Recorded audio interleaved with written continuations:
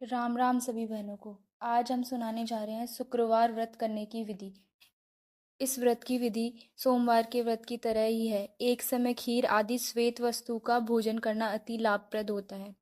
शुक्रवार की कथा।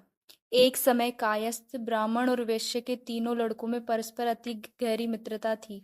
उन तीनों का विवाह हो गया था।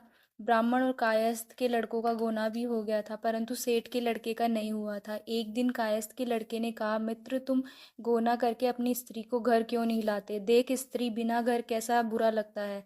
यह बात सेठ के लड़के को जच गई। कहने लगा कि मैं अभी जाकर गोना कर स्त्री ले आता हूँ। ब्राह्मण के लड़के ने कहा, अभी नहीं, क्योंकि शुक्र का अस्त हो रहा है।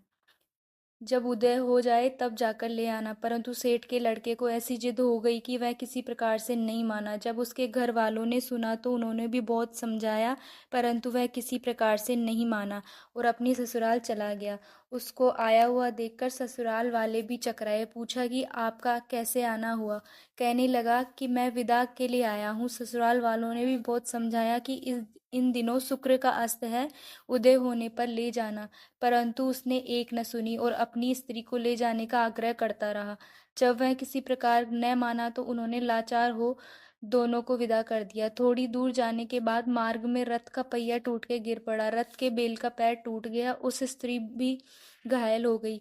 जब आगे चले तो रास्ते में डाकू मिले। उसके पास जो धन, वस्त्र, आभूषण थे वह सब डाकुओं ने छीन लिए। इस प्रकार अनेक कष्टों का सामना कर जब वे अपने घर पहुंचे तो आते ही सेठ के लड़के को सर्प ने काट लिया।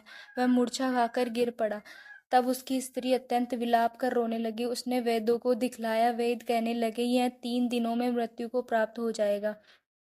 तब तक उसके मित्र ब्राह्मण के लड़के को पता लगा तो उसने कहा, सनातन धर्म की प्रथा है कि जिस समय शुक्र का अस्त हो तो कोई अपनी स्त्री को नहीं लाता, परंतु यह शुक्र के अस्त में स्त्री को विदा कराकर ले आया। इस कारण सभी विघ्न उपस्थित हुए हैं। यदि दोनों ससुराल में वापस चले जाएं व शुक्र के उदय होने पर पुनः आवे तो निश्चय ही विघ्न टल सकता है। इतना सुनते ही सेठ ने अपने पुत्र और उसकी स्त्री को शीघ्र ससुराल में वापस भेज दिया।